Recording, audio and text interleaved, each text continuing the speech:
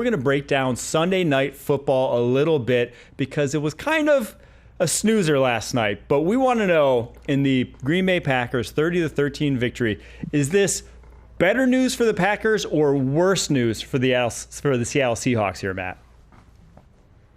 I think it's probably worse news for the Seattle Seahawks. Depending on what Geno's health is, I think we were even saying it maybe a week or two ago. I feel like the Rams are primed to win the division, and I think they're playing the best football in the NFC West last night. And I feel like we knew it was going to be a hard stretch. I think Seattle has Minnesota next week, and so. They had this back-to-back stretch of NFC North and, hoping that you could pick off one. We'll see what happens. It's going to be really hard if Geno's not available to go. But I still think it's probably worse news for the Seahawks. I thought they needed one last night.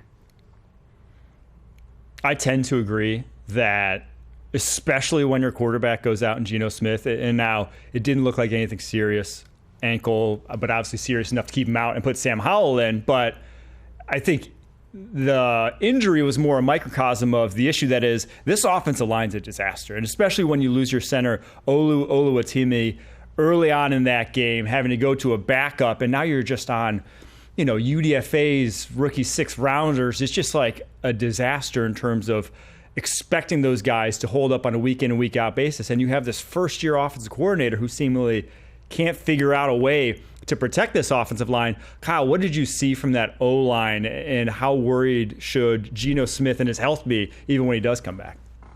Well, it's not a schematic issue. I just think, to your point, you've got guys out there that are just outmatched. And when that's the case, particularly when you get to your second quarterback, it compounds on itself and never ends up looking good. And conversely, with the Packers able to move the ball up and down the field, they got into a style of game that is not conducive to having these guys that are less than in the game for the Seattle Seahawks. And Matt, I think you're absolutely right. I expected the Packers to handle business. Nobody would have expected Geno Smith to get injured. It's obviously worse news for the Seattle Seahawks. I do think for the Packers, from their perspective, this was a game that just like they've won all year. They've only lost to the best teams in the NFL. They've only lost to the Lions, to the Vikings, to the Eagles. They've beat everyone else. So until they pass that test, which is beating one of those teams atop the NFC, I don't think we're going to really learn anything about the Green Bay Packers until playoff time. What we did see, though, I don't think anybody wants to see him, though. You know what I mean? Because no. I think they turn the football over on the defensive side of the ball. They run the ball very well. And if Jordan Love gets hot, he's like the streaky kind of player that could have a Joe Flacco type of postseason or an Eli Manning type of postseason where they just go on this heater, right? And the team around them is built to win. I'm intrigued by the Packers right now. What have you seen from Love specifically? Matt, we've seen Jordan Love have these heaters you're talking about, and it's scary. As a Bears fan, I hate to talk about this, but Jordan Love can quickly become the most dangerous guy in the stadium at the drop of a hat, particularly in these gotta-have-it situations. Add to the fact that they added Josh Jacobs to this offensive attack, and the way that Matt LaFleur is able to scheme up some of these runs, these counter orbits. There's so many things to look at for the second level of the defense. Josh Jacobs, patient runner. It all plays into Jordan Love having an opportunity to have an easy go at it at the quarterback position. But go on, Matt. I'm sorry to cut you off. He's going to make big plays, right? Like this is what he does. He scrambles. He's got good mobility. He's got a really powerful, strong arm, and he's not scared to throw it. It comes down to the no turnovers. And that graphic, right, the 0 turnovers, 7 touchdown passes that he's had in the last 4 games. I mean, to me, if he kind of can keep that going, the big plays are going to be there. That's just kind of the nature of the skill positions that he has, the style that he plays. If you can limit some of those turnovers, it could be a scary group. And Matt LaFleur, I feel like doesn't get enough credit for his playoff pedigree as well, right? Like he hasn't been to to the Super Bowl yet, but they've consistently been successful in the postseason. So you got a quarterback who can get hot. You got a coach who's comfortable coaching in those type of situations, and a really good team around them. If I were to kind of distill the type of quarterback that has gone on those runs historically throughout the postseason into the Super Bowl, it's guys who, 1, don't take a lot of sacks, 2, are aggressive down the football field. And so with that combination, you're not taking consistently negative plays, And if you can catch the games where they're not creating turnovers, right, where they're not throwing it to the other team, and some of those deep balls, jump balls, as we saw last night, you get like 3 long PIs, and you move the football down the field. You don't necessarily even need to complete them. So if you catch that lightning in a bottle where those big plays are hitting, all of a sudden you're a team that can beat anyone else in the NFL. And he's done it, right? Yeah. Like all you need is a 4-game sample size. That's it. You need a 4-game heater.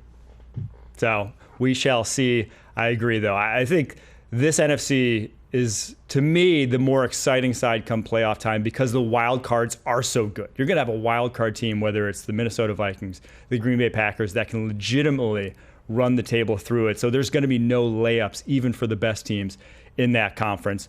From the flip side here, though, we talked about the Seahawks a little bit and the Geno Smith injury.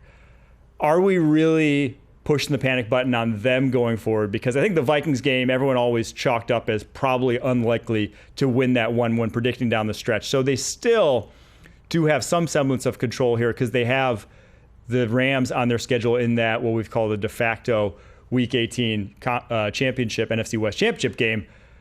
Do they have any chance, though, if Geno is hampered by this injury? Like if he's truly not mobile enough to create behind this offensive line? I mean, I don't think so. I think Sam Howell, did some good things when he was in Washington, but was prone to turnovers, prone to taking sacks, prone to those things that you just talked about on the other side that kind of derail you when you're playing playoff type teams. And they've got Minnesota, they've got LA in 2 weeks, right? So I think it'd be really, really difficult for them to overcome that, given, like you said, too, the state of where their offensive line is at. And it's one thing to come in as a backup, and you're getting protected and you're running the football. They don't run it all that great either. Yeah. They get some big runs with Charbonnet, but they don't run it consistently. And so I think it'd be increasingly difficult. I think it's going to be hard for them regardless. If Geno's good, I think it'd be increasingly difficult for them if Sam has to go in. If Sam Howell goes out there and somehow before the game, if Geno's not able to go, if Sam Howell gets hit with the Men in Black laser and he forgets anything he's been told about turning the football over, and he turns into that aggressive, give your guys shots down the field, we don't even have to catch it type quarterback so we can get a couple of these PIs, they could be a sneaky team. But if Sam Howell looks like the guy that we saw last night, who is taking sacks, and he's behind that porous offensive line, I think the Seahawks are, in a nosedive towards the earth at this point. And it's unfortunate to see because Geno has been so tough and played well in big spots. This defense has come around, and it's just not enough right now. Yeah, I think you really saw last night how much he's kind of elevated that offense behind that offensive line. But unfortunately, not only with this weekend's game, but then they play on Thursday night. So it's a short turnaround after that injury, 2 games in the next 10 days. Yeah, I'm worried about Seattle Seahawks going forward. All right, we're going to take a quick break. After that, going to get to Matt Ryan's quarterback observations from certain QBs around the NFL. Right after this.